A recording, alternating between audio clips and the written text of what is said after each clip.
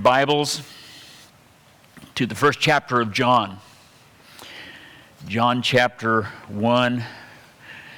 We made it through verse 14 last week, but we're going to pick up with verse 14 again today. And last week we were introduced to the Jesus as the Word. The Word was with God and the Word was God, and we talked about how we closed in verse 14 where it says, and the Word became flesh, of course, meaning Jesus. And our focus then last week was the Word is God. And as we start off this morning, I'd like to kind of begin reversing that a little bit of us looking at God as the Word.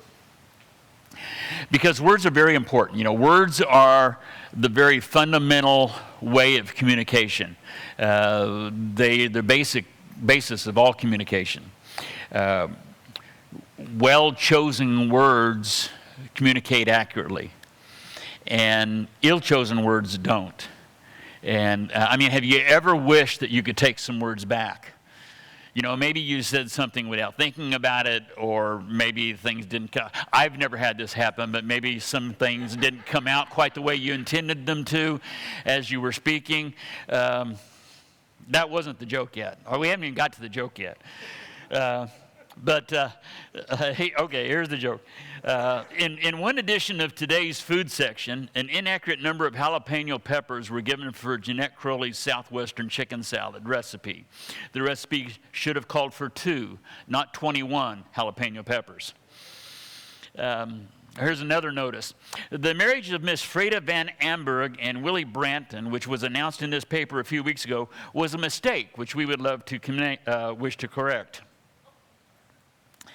It was incorrectly reported last Friday that today is T-shirt Appreciation Day. In fact, it is actually Teacher Appreciation Day. Our newspaper carried the notice last week that Mr. Oscar Hofnagel is a defective on the police farce. This was a typographical error. Mr. Hofnagel is, of course, a detective on the police farce.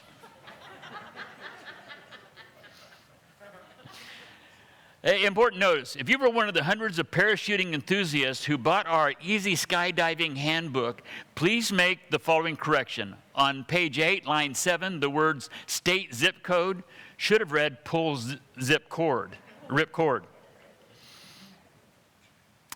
And here's an apology. I originally wrote Woodrow Wilson's wife grazed sheep on the front lawn of the White House.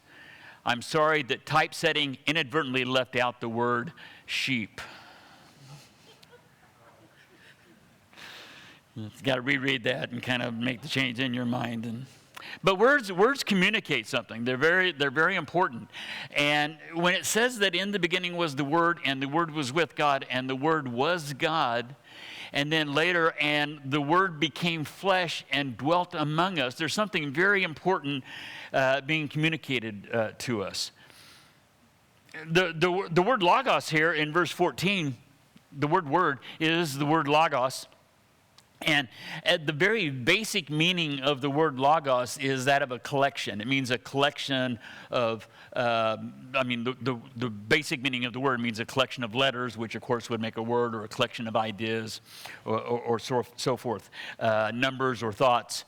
Marvin Vincent, in his word studies, says it this way. He says, hence, logos is, first of all, a collecting or a collection both of things in the mind and of words by which they are expressed. It is therefore signified both the outward form by which the inward thought is expressed.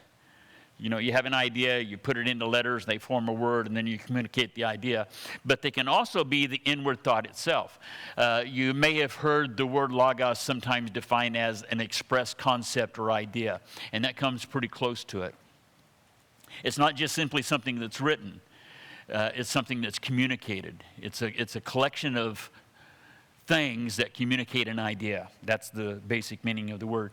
And it says, and the word, this logos, became flesh. Of course, Jesus Christ, and dwelt among us for a while. And John bore witness of him, crying out, verse 15, this was he of whom I said, he who comes after me is preferred before me, for he was before me. John was writing to a dual audience. He was not only writing Oh, I'm sorry. I had this other quote, John Henry Bernard, who said that the Logos of philosophy is, John declares, the Jesus of history. And John was writing to a dual audience. You know, he was Jewish, and so there were Jewish people that would be reading his epistle. But remember, he wrote at the very close of the first century. The church by this time has become primarily Gentile, and he's also writing to a Greco-Roman world. And as he says that the Word became flesh and dwelt among us, and when he's saying that this Word became God, for the Greek word, the Greco-Roman world, they had a fairly low view of God. I mean, to them, Zeus, who was the head of their gods, he was something lower than Chuck Norris with an attitude. You know, I mean, they thought quite a bit about Zeus, but they were pretty sure that Thor could take him out, even without his hammer. You know, and Thor wasn't even a Roman god; he was a Norse god. They had a pretty low view of the Olympian gods. And so to speak about the Word becoming flesh, that the Word being God and it becoming flesh, God becoming a man, didn't mean that much to them because they saw themselves as pretty cool as humans. That's why the Greeks looked like them. You know, the Greek gods looked like them.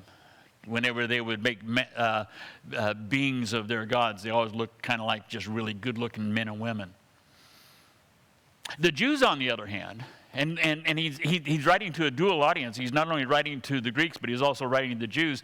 And the Jews, on the other hand, they could not picture the God of Sinai being in a way that you could see him. You know, that the God of Sinai, when God descended and there was the smoke and the lightning and the flames and the thunderings and everything that was taking place up on Sinai, and they told Moses, "You go talk to him, you come back and tell us what he said, because we don't even want to get near that." They couldn't comprehend the transcendent God drawing near to them. Aristotle saw the Logos in his writings as a philosopher. He saw the Logos as reason and logic. And that's why John Henry Bernard says the Logos of philosophy, John declares, is the Jesus of history. Or the Logos of philosophy is the Jesus of history. And because of his fisherman roots, you know, John and James were fishermen. They were sons of Zebedee, and they were fishermen on the Sea of Galilee. And there are many of the commentaries that have had a hard time believing that John could actually be the author of this book because there's such depth of theology in it, and coming from a simple fisherman, they couldn't get that. But we need to understand that John has spent, when he writes this book, by the time he gets to writing his 4 books that became part of the New Testament, 5 books, he has spent his last 60 years in a very unmitigated study of the Scriptures. I mean, he has been very single-focused in his trying to understand the God of the Word and the Word that was God. And plus any other study aids that obviously he wouldn't have the opportunities for, you know, study resources as we would have in the 21st century. But he spent 60 years looking into this, and I think it would be they shake their head thinking there's no way that this uneducated fisherman could have that depth of theology. To me, it would be an even greater wonder that if he had not dived into such a pursuit of education. And he says in verse 16, "And of his fullness we have all received, and grace for grace." And of his fullness we have all received, and grace for grace. That's one of those verses that sounds very Bible-ese, doesn't it? I mean, that just sounds so Bible. It sounds like it's just dripping with Scripture, but what does it mean? You know, I mean, it sounds like as John is writing this and putting this into words, and we think, okay, I need to get a paraphrase so I can understand what this means, because I don't know what that, we all, and of his fullness we've all received in grace for grace. What does grace for grace mean? And so some of the paraphrases have tried to help us out. The New International Version says, and from the fullness of his grace we've all received one blessing after another. The NLT says, and from his abundance we have all received one gracious blessing after another. Kind of the same thing. But, you know, it almost sounds like, as they're trying to communicate this to us, that it's some nice little gift that God has wrapped up and says, here, I like you guys, so here's a gift for you. And it's not some nice little, like what we, you know, when we want to give somebody a happy.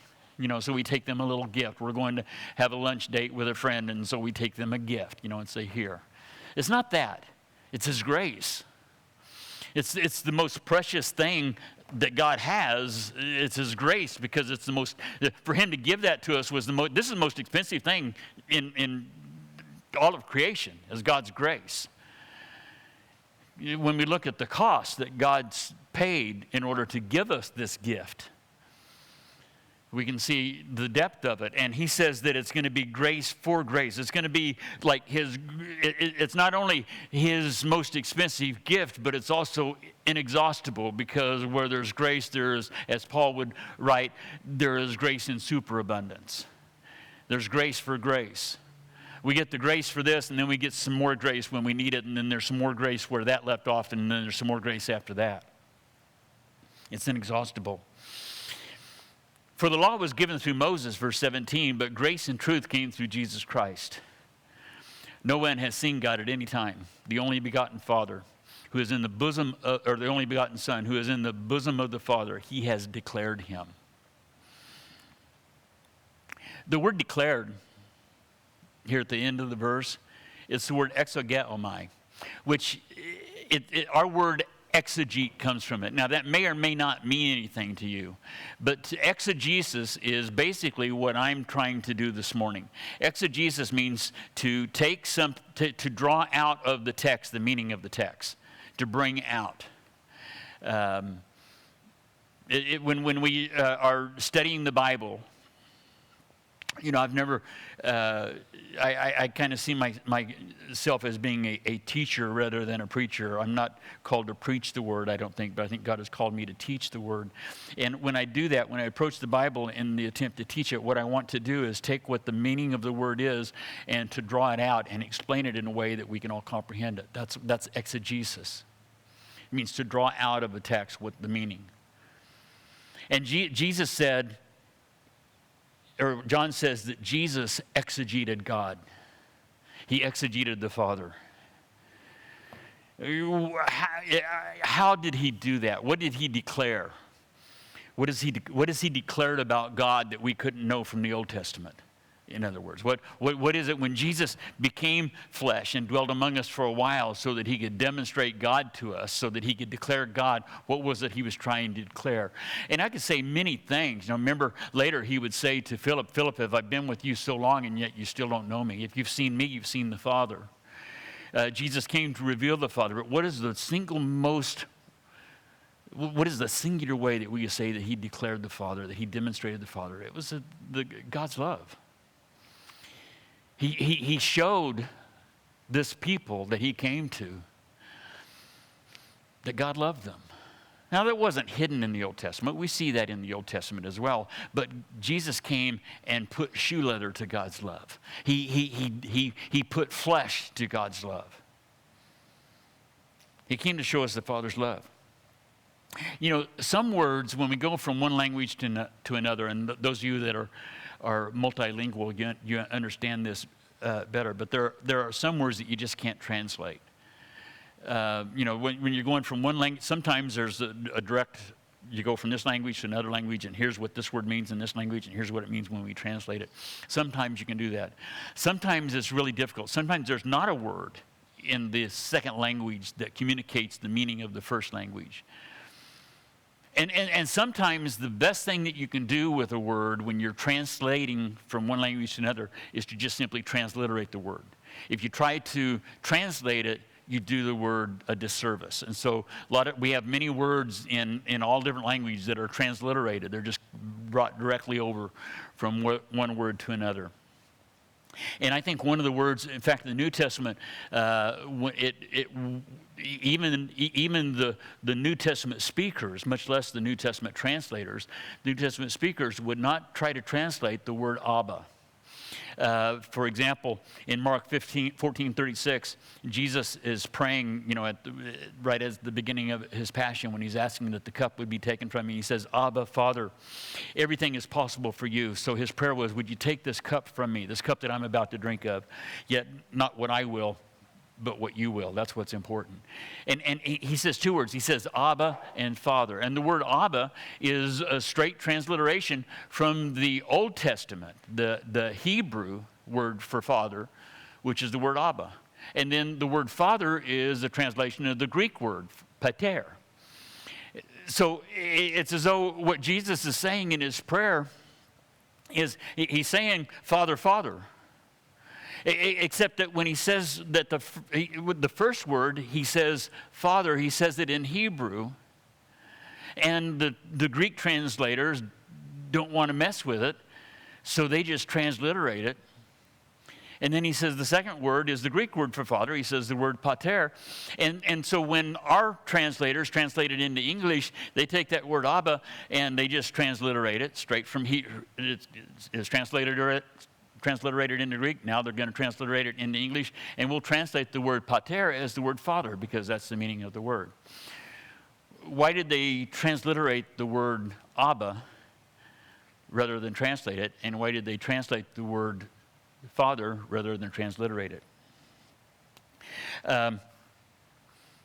Paul kind of explains it in Romans 8:15 where he says, for you did not receive a spirit which makes you a slave again to fear, but you received the spirit of sonship. And by him, and then he says the same thing, Abba, Father. In fact, every time we see the word Abba occurs 3 times in the New Testament. And every time we see it, it's followed by the Greek word for father. It always occurs to us as Abba, Father, Abba, Pater. Again, Paul writing to the churches of Galatia in Galatians 4:6. Because you are sons, God sent the Spirit of His Son into our hearts, the Spirit who calls out, Abba, Father. Now, maybe you've heard it said that the word Abba means daddy, and the word pater means father, and so that's why it's done that way. Yes and no. The word Abba does mean daddy, but it also means father. It's the Hebrew word that would refer to our paternal parent. It's just the Hebrew word that they would use. The word father is pretty formal, though. And so for Jesus to simply cry in his prayer, pater, it sounds kind of formal. The word Abba, though, is not quite so formal. It is the word for father. It would mean that, but it's a very intimate word.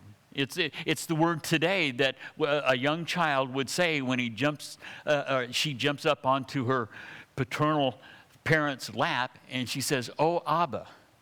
She's not saying, "Oh, Father." She's saying, "Oh, Abba." It is a very intimate form. And so when Jesus is praying in the garden and he says, Abba, Father, he's saying Daddy or Papa. Maybe Papa would be a better translation. He's saying Papa, and then following with the Greek didn't have a word for that. And so as the New Testament is being written in Greek, said, well, we better translate this. So then they add the word for Father onto it afterwards. And that would become a very normal form of prayer in the New Testament to say Abba followed by the word Father. And we see Paul repeating it twice in his epistles. So because of our adoption, and this is what Romans and Galatians is both saying, because of our adoption, because we have been adopted into his family as sons and daughters, we too can cry Abba, Father. We can say Papa, Father. That's pretty amazing. I think that kind of, I think that goes a long way to show how Jesus exegeted the Father. where he wasn't some distant, stoic kind of parental figure, but he was somebody that you could crawl up on their lap and draw close to and wrap your arms around, and he would wrap his arms around you at the same time. I think Abba is a good way of demonstrating how Jesus exegeted the love of the Father. And he did that through his incarnation. When he would later say to Philip, if you've seen me, you've seen the Father. Basically, you've seen God is love, and when you've seen me, you've seen his love. This is the testimony of John. When the Jews sent the priest to the Levites from Jerusalem to ask him, who are you? Now, before we go any further, let me explain one thing about John. For the most part, not exclusively, but for the most part, as John is writing much later, he's writing around between 90 and 90 AD, and when he has to when he uses the term Jews, he's not speaking of the Jewish people in general. Usually, there's a couple of exceptions to that, but usually when he uses the word Jews in his epistle, he's referring to the Jewish leadership.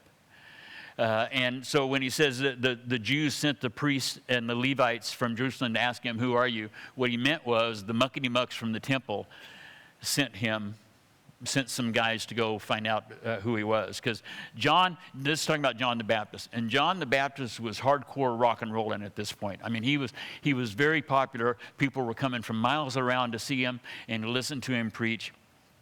And he was extremely popular. And if you think about it, I mean, if you look at him, he's described, and he's got this wild hair thing, and he's dressed in this like leather kind of a short skirt deal, and he's got this leather belt around him, and he's eating nothing but wild locusts and honey. So he's got a couple of locusts, honey all smattered with honey, or beard all smattered with honey, and a couple of locust legs sticking to it, and he's out there preaching, and people are, who would, boy, how would you like to have a pastor that looked like that? Well, we do.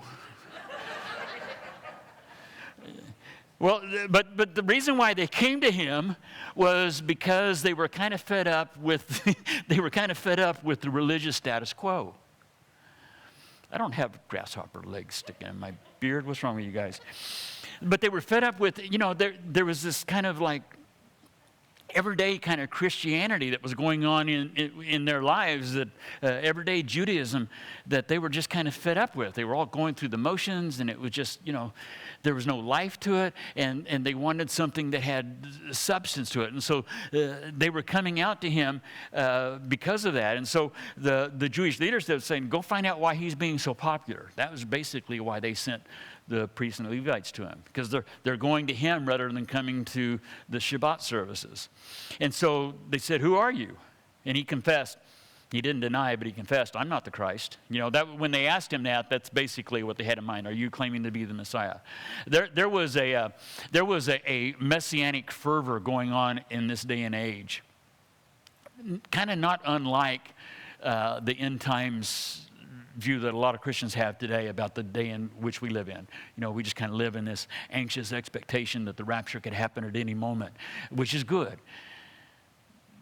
They kind of had that same sort of excitement back in those days, but it wasn't that the rapture would happen, it was that the Messiah would come.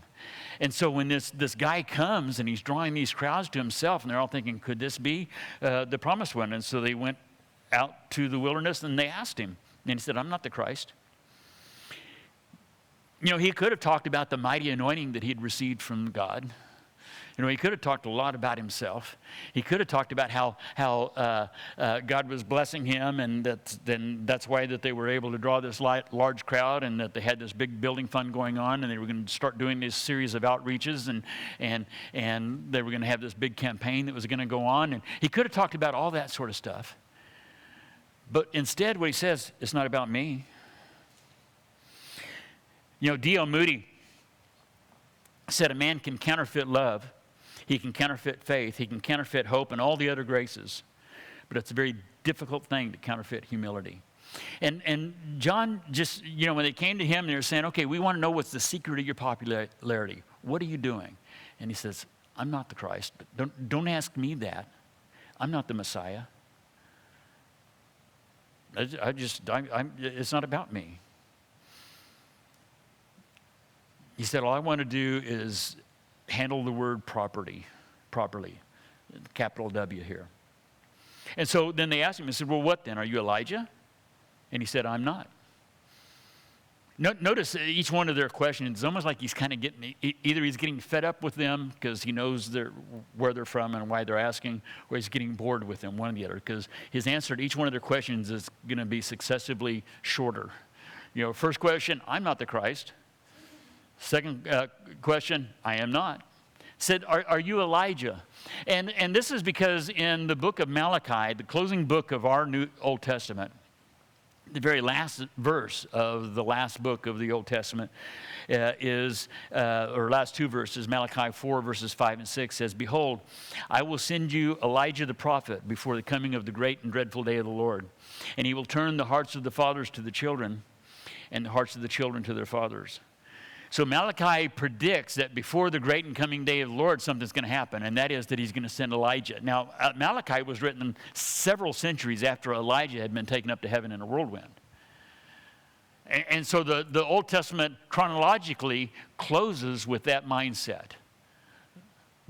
Presumably the last book of the Old Testament was the book of Malachi. So it closes with that mindset that before the great and coming terrible day of the Lord, there's going to be something else happen first, and that's going to be the arrival of Elijah.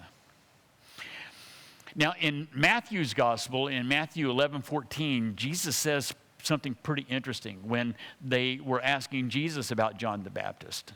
They were asking him, is he Elijah? And he says in Matthew 11:14, if you are willing to receive it, he is Elijah who is to come. Now, notice the word it in Matthew 11:14 is in italics, which means it's not part of the original language. It was added by the translators to make it flow a little better. And typically when they add those words, it doesn't change the meaning. It just kind of helps it, just kind of rolls off a little easier. Not quite so wooden, so stiff. But literally what he says, if you can receive, he's Elijah who is to come. In fact, the NLT says it this way. He says, if you are willing to accept what I say, he is Elijah, the one the prophet said would come. In other words, what Jesus, I think, is saying in Matthew 11, when they were asking him if John the Baptist is Elijah that was prophesied in Malachi chapter 4, is like Jesus saying, well, it depends. Are you going to accept his message or not? He's pointing to me. Are you going to accept what he's saying? If you do, guess what? He'll be the fulfillment of that. I mean, we can play what if, because the fact is they didn't. So he wasn't. They didn't receive it. They didn't accept what they were saying, what he was saying about Jesus, or what Jesus was saying about him, or they didn't accept any of it. And so he wasn't the fulfillment of that. In fact, in the book of Revelation, we read about the two witnesses that are going to be testifying in front of the temple day and night. And pretty hardcore sure that one of them is Elijah. He's going to be the Elijah who will come back and be fulfilled there as one of the two witnesses. I think the other one is going to be Moses. Some other people think that it was probably it's going to be what's his name, who walked with God and was not Enoch. But I don't think that's him. That's why I couldn't remember his name right now. But Moses, definitely going to be Elijah, and I think the other one's going to be Moses.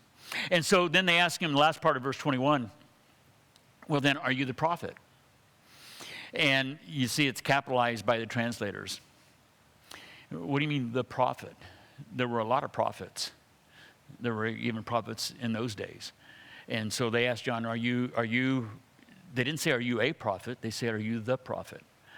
And the reason why the New King James translators capitalize it is because this was a reference to Deuteronomy 18, where it says, 18:15, the Lord your God will raise up for you a prophet, and it's capitalized there in the New King James as well, like me. This is Moses speaking. He's going to raise up a prophet like me from your midst, from your brethren, and him you shall hear. And the rabbis universally accepted this as a messianic prophecy. Deuteronomy 18:15. And so the first question, who are you? Well, I'm not the Christ. And then said, well, are you Elijah? No, I'm not. And then the third question, well, are you the prophet? He just said, nope. Each answer gets shorter and shorter. And so I don't know, maybe he just saying, look, this conversation is boring me, I'm tired of it. Or else he was just knowing their motivations and getting less enthralled by it. But they said to him in verse 22, well, then who are you, that we may give an answer to those who sent us? What do you say about yourself? And here's what he says. He says, I am the voice of one crying in the wilderness, make straight the way of the Lord, as the prophet Isaiah said. And so he quotes from Isaiah chapter 40, one of my favorite chapters in Isaiah, Isaiah chapter 40, verse 3.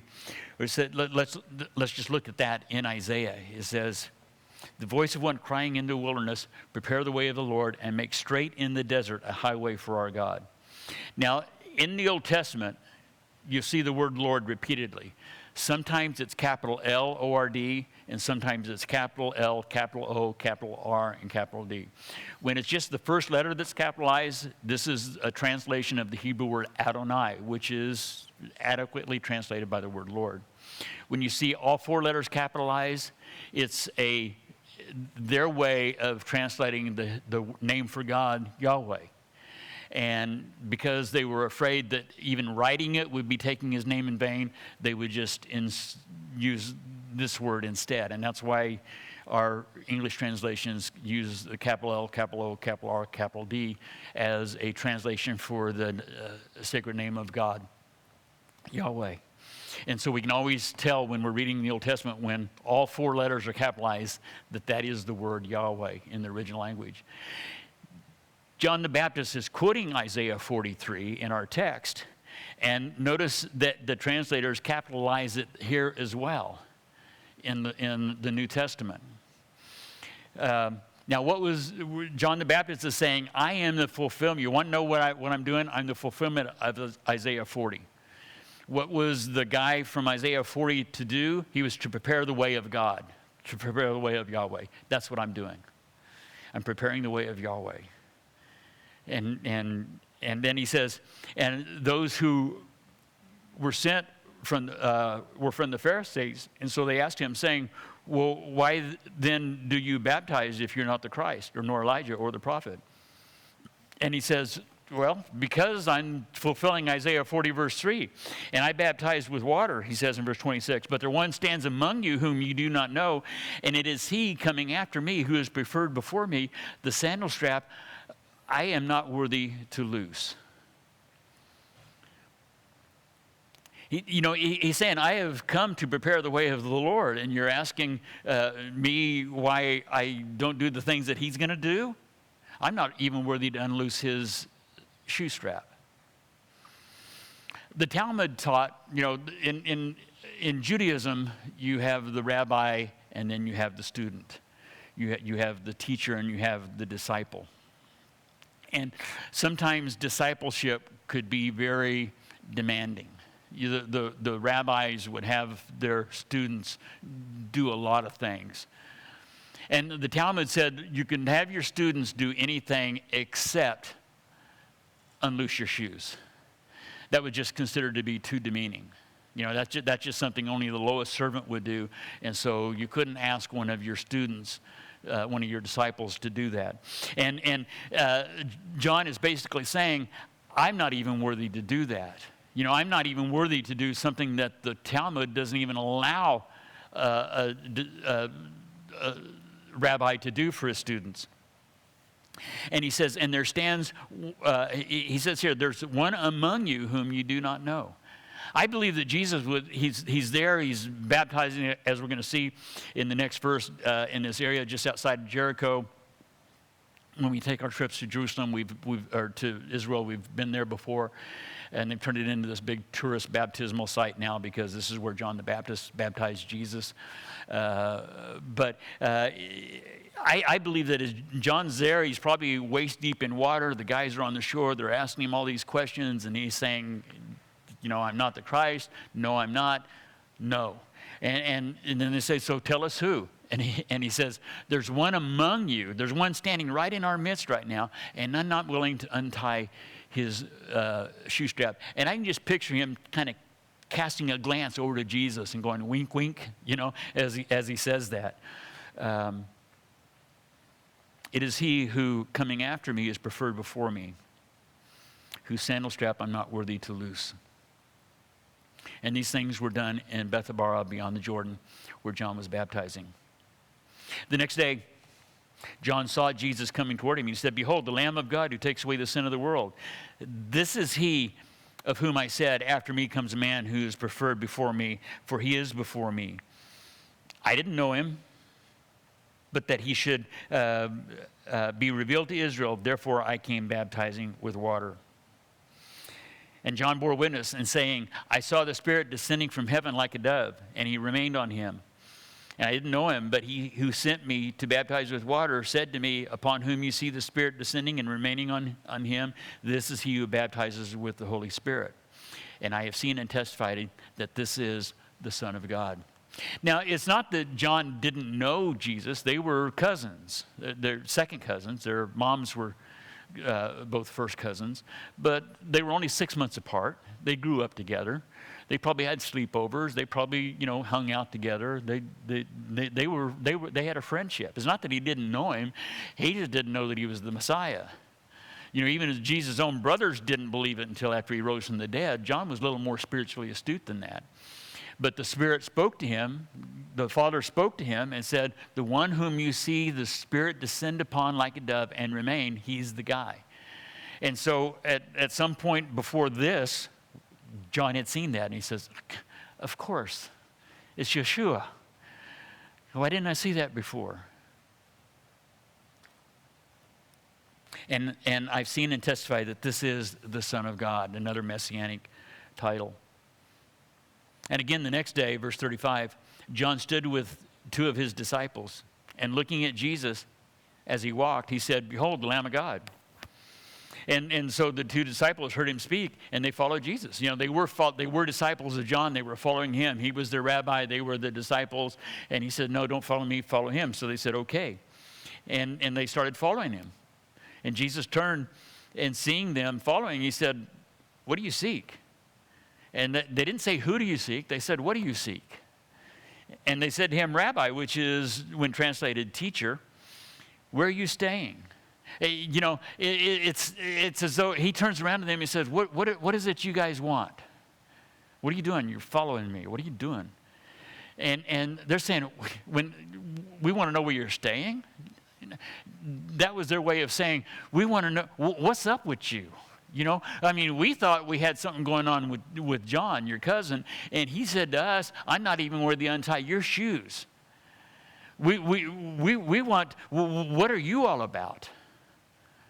That's what we want to know. And where are you staying? We want to follow you there. Was there? And he said to them, verse 39, he said to them, and I just, there had to be a twinkle in his eye and a smile on his face when he said, come and see. And what he meant by that is, are you ready to rock? He said, are you ready to go on a roller coaster ride like you had never imagined?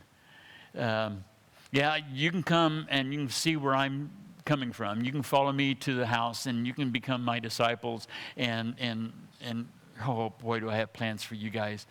But you have no idea what lies ahead. And so they came. And they saw where he was staying, and they remained with him that day. And now it was about the 10th hour. Now, because of the timing of the Synoptic Gospels, Matthew, Mark, and Luke, they would have written during a time when the church was primarily still Jewish, and so they were all coming from more of a Jewish kind of a standpoint, and so they would have used the Jewish reckoning of time, where the first hour would be 7 a.m. That's the beginning of the day, and then the third hour would be 9 o'clock, and the 10th hour would be 4 p.m. Whereas John would be using probably Roman reckoning, Roman timekeeping, and so when he says the 10th hour, it would probably be about 10 in the morning. And it says one of the two who heard John speak and followed him was Andrew, Simon Peter's brother. And he first found his own brother Simon and said to him, "We have found the Messiah," which is translated the Christ. So one of the two guys, we don't know the other one, but one of the two guys that had been one of John's disciples was actually Andrew. And so he followed where Jesus was staying, and he immediately believed that this was the answer to the messianic question. And so he went and got his brother Simon Peter and told him, "We have found the Messiah," which is translated the Christ. The word Messiah here it's transliterated from the Aramaic, Old Testament language, but it's the word Messias in Greek. So they basically just kind of transliterate it, and it's from the Hebrew Mashiach, which is the Old Testament name for our word Messiah comes from it. And then, but John feels like he has to translate this for his Greek audience, so he says, which is being translated the Christ, and that's the word Christos, which is also transliterated for us in English. Both of the words mean, both Mashiach and Christos both mean anointed one. He says, we found the anointed one. We found the one that the Old Testament prophesies about, and guess what? He's here now. I can imagine the excitement that they had in thinking that they had finally found the Messiah. And when Jesus looked at him and winked and says, "Come and see," and he told them that, "Oh, boy, do I have plans for you guys. You can't even begin to think of the journey that you're about to go on, the trials and the tribulations and the fulfillment and the blessings and just the greatness of what walking with me and knowing me is all about. You have no idea yet, but it's going to be a roller coaster."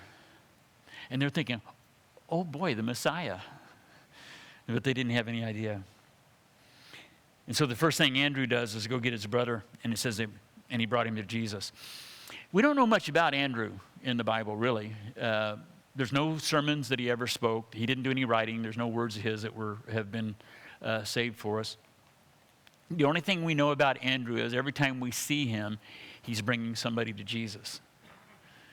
Every time we see Andrew in the Bible, he's introducing somebody to the Lord. And he begins with his own brother. And I mean, as we think of Andrew today, he's only known as Pete's bro. Who's Andrew? Oh, yeah, he was Simon Peter's brother. It's kind of like James is kind of known as John's brother, and that's all we know of him. But he was always bringing somebody to Jesus.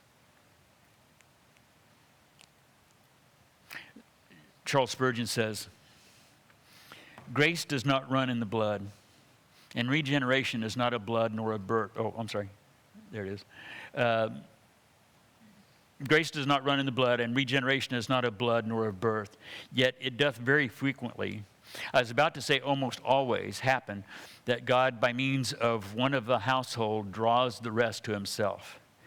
He calls an individual and then uses him to be a sort of spiritual decoy to bring the rest of the family into the gospel net. And isn't that what happens oftentimes? I mean, sometimes somebody gets saved and they go share the gospel with the rest of their family, and the rest of the family gets very resistant and, don't bring that around here. And I've seen that even in mine and Sherry's, our own families. We've seen that dynamic, only for it later to come to fruition, to be the case. So Andrew comes to Jesus first, and then the first thing he wants to do is go bring his brother as well. And when Jesus looked at him, he said, he's looking at Peter. At this time, that's not his name. His name is Simon. And he says, you are Simon, the son of Jonah. You are Simon Bar-Jonah, yet you shall be called Cephas, again, which is translated a stone.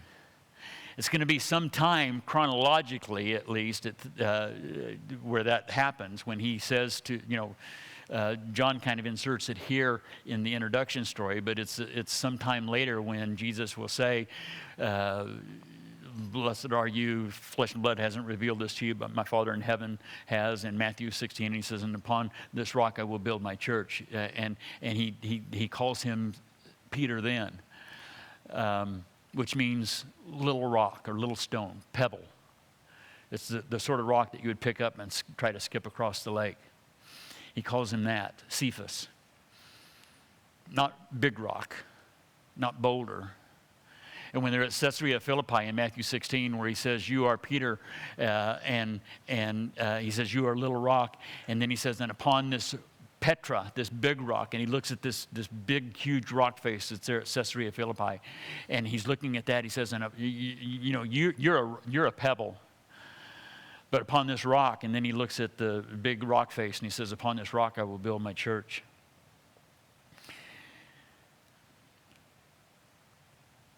He wasn't talking about upon Peter he was going to build the church, but upon his profession of his faith in Jesus, you are the Christ, the Son of the living God. Upon that he was going to build his church.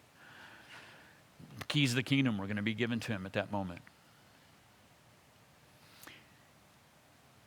He didn't become Peter in his introduction to Jesus. He didn't even become Peter at Caesarea Philippi. It would take some time before you could say that Peter had earned his name. It would be some time before the Holy Spirit had brought him to the place where he said, okay, you're a chip off the old block. It would take many trials and tribulations. It would take many hard learning lessons for him. It would take a while, but he would get there. And when we read in his epistles, we can see it happening in the book of Acts, but when we read in his epistles that he would write 1st and 2nd Peter at the end of his life, we can see where Cephas, Peter, is. In fact, he references back to these events in his letters. He kind of gives veiled references to him about how, what learning examples they were for him, and how he didn't start off well, but he did finish well. He didn't start off a rock, but he did finish as one.